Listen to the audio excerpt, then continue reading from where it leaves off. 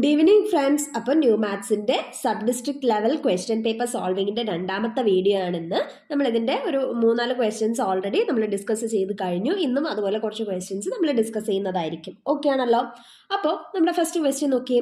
2, 3, 5, 55 എന്നീ സംഖ്യകൾ കൊണ്ട് പൂർണ്ണമായും ഹരിക്കാവുന്ന ഏറ്റവും ചെറിയ സംഖ്യ ഏതാണ്? അപ്പം നമ്മുടെ സംഖ്യകൾ ഏതൊക്കെയാണ്? 2, 3, 5, 55 അല്ലേ?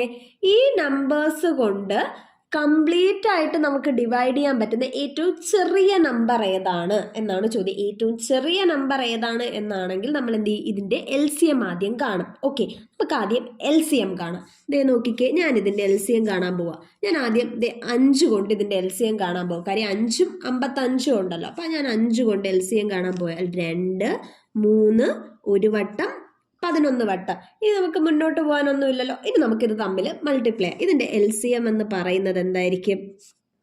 5 × 2 × 3 × 11 × 1 ആയിരിക്കും.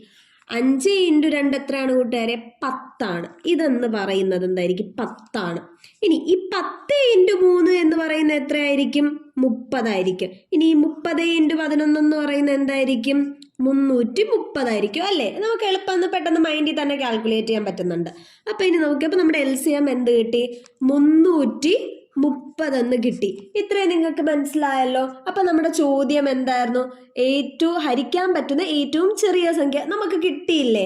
330 2, 3, 5, 55 കൊണ്ട് നമുക്ക് ഡിവൈഡ് ചെയ്യാൻ പറ്റുന്ന ഏറ്റവും കുഞ്ഞു സംഖ്യ. ഓക്കെ അല്ലേ കൂട്ടുകാരെ? നമുക്ക് അടുത്ത ചോദ്യത്തിലേക്ക് പോകാം. അപ്പോൾ ദേ നമ്മുടെ രണ്ടാമത്തെ ചോദ്യം നോക്കിക്കേ. 12 പേർ ചേർന്ന് ഒരു ജോലി 9 ദിവസം കൊണ്ട് ചെയ്തു തീർക്കും. അതേ ജോലി 4 ദിവസം കൊണ്ട് ചെയ്തു തീർക്കാൻ എത്ര പേർ വേണ്ടി വരും എന്നാണ് ചോദ്യം. അപ്പം ഈ ചോദ്യം ചെയ്യുമ്പോൾ നമ്മളൊരു കാര്യം അറിഞ്ഞിരിക്കണം. നമുക്ക് അറിയാം, ഒരു ഇക്വേഷൻ ഉണ്ട് എന്ന് പറയുന്ന വർക്ക് എന്ന് പറയുന്നത് എഫിഷ്യൻസി ഇൻറ്റു ടൈമാണ് ജോലി എന്ന് പറയുന്നത്. എഫിഷ്യൻസി എന്ന് പറഞ്ഞാൽ ഒരാൾക്ക് എത്ര ജോലി ചെയ്യാൻ പറ്റും, അതാണ് എഫിഷ്യൻസി എന്ന് പറഞ്ഞാൽ. നമ്മുടെ ഈ ചോദ്യത്തിൽ 12 പേരുണ്ട്. ഓക്കെ, അപ്പം ഞാൻ ഓരോ ആൾക്കാർക്കും ഓരോ യൂണിറ്റ് വീതം എഫിഷ്യൻസി എടുത്താൽ 12 പേർക്ക് എത്ര എഫിഷ്യൻസി ആയിരിക്കും? 12 × 1 12 എഫിഷ്യൻസി. ഇനി സമയം എത്ര ദിവസം കൊണ്ടാണ് ഇവർ ഈ ജോലി ചെയ്യുന്നത്? 9 ദിവസം കൊണ്ട്. 9 ദിവസമല്ലേ? അപ്പം നമ്മുടെ ടൈം എന്ന് പറയുന്നത് 9 ആയിരിക്കും. ഇനി ഈ 12 പേര് 9 ദിവസം കൊണ്ട് എത്ര ജോലിയായിരിക്കും ചെയ്യുന്നത്? 12 × 9. 12 × 9 എത്രയാണ് കൂട്ടുകാരെ? 108. അപ്പം നമ്മുടെ വർക്ക് എത്ര എന്ന് കിട്ടി? 108 യൂണിറ്റ് ആണ് നമ്മുടെ വർക്ക് എന്ന് കിട്ടി. ഓക്കെ, ഇനി എന്താണ് അടുത്ത ചോദ്യം? അതേ ജോലി 4 ദിവസം കൊണ്ട് ചെയ്തു തീർക്കാൻ എത്ര പേർ വേണ്ടി വരും? ഈ 108 യൂണിറ്റ് എന്ന് പറയുന്ന ജോലി 4 ദിവസം കൊണ്ട് നമുക്ക് ചെയ്തു തീർക്കണം എങ്കിൽ നമുക്ക് എത്ര ജോലിക്കാരെ വേണമെന്നാണ് ചോദ്യം. അപ്പൊ ജോലിക്കാര് എന്ന് പറയുന്നത് എഫിഷ്യൻസിക്ക് തുല്യമല്ലേ? കാര്യം ഓരോരുത്തരുടെ എഫിഷ്യൻസി ഒരു യൂണിറ്റ് ആണെങ്കിൽ നമുക്ക് എന്ത് ചെയ്യാം? അവിടെ ആ ആൾക്കാരുടെ എണ്ണത്തിന് എഫിഷ്യൻസി ആക്കി എടുക്കാം. അപ്പോൾ നമുക്കിവിടെ കാണാനുള്ളത് എഫിഷ്യൻസി അഥവാ നമ്പർ ഓഫ് പീപ്പിൾ ആണ്. ഓക്കെ, ഞാനിങ്ങനെ എഴുതുക. എഫിഷ്യൻസി അഥവാ നമ്പർ ഓഫ് വർക്കേഴ്സ് എന്ന് പറയുന്ന എന്തായിരിക്കും? ഈ ഇക്വേഷനിൽ നിന്ന് നിങ്ങൾ എഫിഷ്യൻസിക്കുള്ള ഇക്വേഷൻ എന്ന് പറഞ്ഞേ. എന്താണ്? Efficiency is equal to work by time. എന്താണ് കൂട്ടുകാരെ? Work by time. നമുക്ക് വർക്ക് എത്രന്ന് കിട്ടിയിട്ടുണ്ട്? 108 എന്ന് കിട്ടിയിട്ടില്ലേ? അപ്പം എന്താണ്? വർക്ക് 108 ആണ്. ടൈം എത്രയാണ് കൂട്ടുകാരെ? 4 ദിവസം. അപ്പോൾ ടൈം എന്താണ്? 4 ആണ്. 108നെ 4 കൊണ്ട് ഡിവൈഡ് ചെയ്യുവാണേ ഞാൻ. 10 ൽ 4 2 വട്ടം ശിഷ്ടം 2 28 ആണെങ്കിൽ അപ്പോൾ 7. അപ്പം മൊത്തം നമുക്ക് എത്ര കിട്ടി? 27 വർക്കേഴ്സ് നമുക്ക് എന്ത് വേണം? ഈ 108 യൂണിറ്റ് എന്ന് പറയുന്ന ജോലി 4 ദിവസം കൊണ്ട് തീർക്കാൻ നമുക്ക് എത്ര ജോലിക്കാരെ വേണം കൂട്ടുകാരെ? 27 ജോലിക്കാരെ വേണം. ഓക്കെ അല്ലേ? അപ്പൊ നമുക്ക് അടുത്ത ചോദ്യത്തിലേക്ക് പോകാം. നമ്മുടെ മൂന്നാമത്തെ ചോദ്യം നോക്കിക്കേ. 1, 2, 3, 5 എന്നീ അക്കങ്ങൾ ആവർത്തിക്കാതെ ഉപയോഗിച്ച് എത്ര 4 അക്ക ഇരട്ട സംഖ്യകൾ ഉണ്ടാക്കാമെന്നാണ്. എന്താണ്? നമുക്ക് നമ്പേഴ്സ് തന്നിട്ടുണ്ട്. 1, 2, 3, 5. ഈ 4 നമ്പേഴ്സ് വെച്ച് നമുക്ക് എന്ത് ചെയ്യണം? ഈ 4 നമ്പേഴ്സ് റിപ്പീറ്റ് ചെയ്യാതെ ഒരു 4 ഡിജിറ്റ് ഈവൻ നമ്പർ പ്രിപ്പയർ ചെയ്യണം അല്ലേ? നമുക്ക് ആദ്യം എന്ത് ചെയ്യാം? 4 ഡിജിറ്റിന് 4 സ്പേസ് ഞാൻ കൊടുത്തു.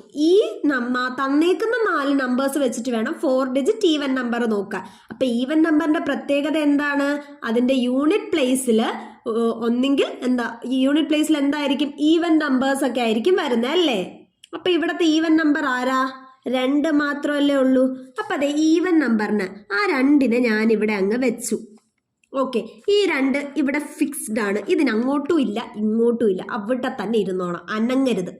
അപ്പൊ ഇനി നോക്കിക്കേ, ഇനി 1, 3, 5 ഇനിയുള്ള നമ്പേഴ്സ് 3 നമ്പേഴ്സാ. ഈ ചോദ്യത്തിന്റെ പ്രത്യേകത എന്താണ്? നമ്പേഴ്സ് ഡിജിറ്റുകൾ റിപ്പീറ്റ് ചെയ്യരുത് അല്ലേ? അപ്പൊ ഇനി ബാക്കി എത്ര ഡിജിറ്റ് ഉണ്ട്? 3 ഡിജിറ്റ് അല്ലേ? അപ്പൊ ദേ ഇവിടെ എനിക്ക് എത്ര നമ്പേഴ്സ്, എത്ര ഡിജിറ്റ് വരാം? എനിക്കിവിടെ എത്ര ഡിജിറ്റ് വരാം? 3 ഡിജിറ്റ് വരാം. കാര്യം 2 ഇവിടെ വന്നു. അപ്പൊ എനിക്കിവിടെ ആരൊക്കെ വരാം? 1 വരാം, 3 വരാം, 5 വരാം. ഓക്കെ ആണല്ലോ. അപ്പോ ഇവിടെ അടുത്ത ആര് വരുവായിരിക്കും? ഒന്നെങ്കിൽ ഇവിടെ 1 വരാം, 3 വരാം, 5 വരാം. അപ്പൊ ഒരാൾ ഇവിടെ വന്നേ. ഇനി ബാക്കി എത്ര പേരുണ്ട്? 4 പേരിൽ 2 ഇവിടെ ഉണ്ട്. അതിൽ പിന്നെ 3ആയി. 3ൽ ഒരാൾ ഇവിടെയായി. ഇനി എത്ര പേര്? 2 പേര്. എത്ര പേര്? 2 പേര്. അപ്പൊ ആ 2 പേരിൽ ഒരാൾ ഇവിടെ വരാൻ സാധ്യതയുണ്ട്. അപ്പൊ ആ 2 ഇവിടെ ഞാൻ എഴുതി. ഓക്കെ, 2 പേരിൽ ഒരാളും ഇവിടെ വന്നു. ഇനി എത്രയുണ്ട് ബാക്കി? ഇനി ഒരാൾ കൂടെയല്ലേ ബാക്കിയുള്ളൂ. ആ ഒരാള് ഇവിടെ വന്നു.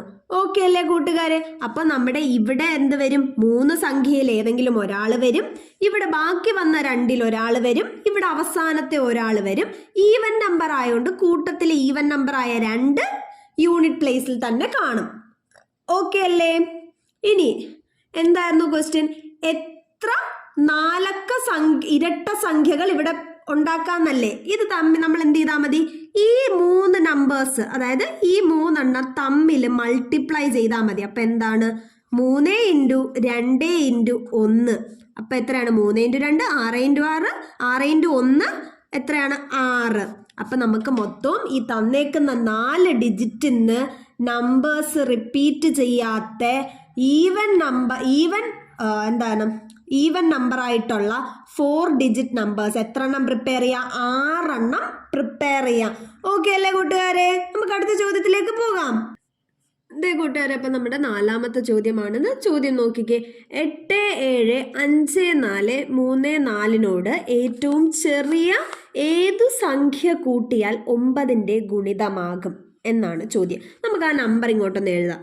8, 7, 5, 4, 3, 4 ആണ് നമ്പർ. ഇതിൻ്റെ കൂടെ ഏത് കുഞ്ഞു സംഖ്യ കൂട്ടിയാലാണ് ആ ഒരു ടോട്ടൽ സംഖ്യ എന്ന് പറയുന്നത് 9ന്റെ മൾട്ടിപ്പിൾ ആകുന്നത് എന്നാണ്. അപ്പോൾ 9ന്റെ മൾട്ടിപ്പിൾ ആണോ അല്ലയോ എന്നറിയാൻ നമ്മൾ എന്താ ചെയ്യുന്നത്? അല്ലെങ്കിൽ 9 കൊണ്ട് ഡിവൈസിബിൾ ആണോ എന്നറിയാൻ നമ്മൾ എന്താ നോക്കുന്നത്? ആ തന്നേക്കുന്ന നമ്പറിന്റെ ഡിജിറ്റ് സമ്മ് നോക്കും അല്ലെ?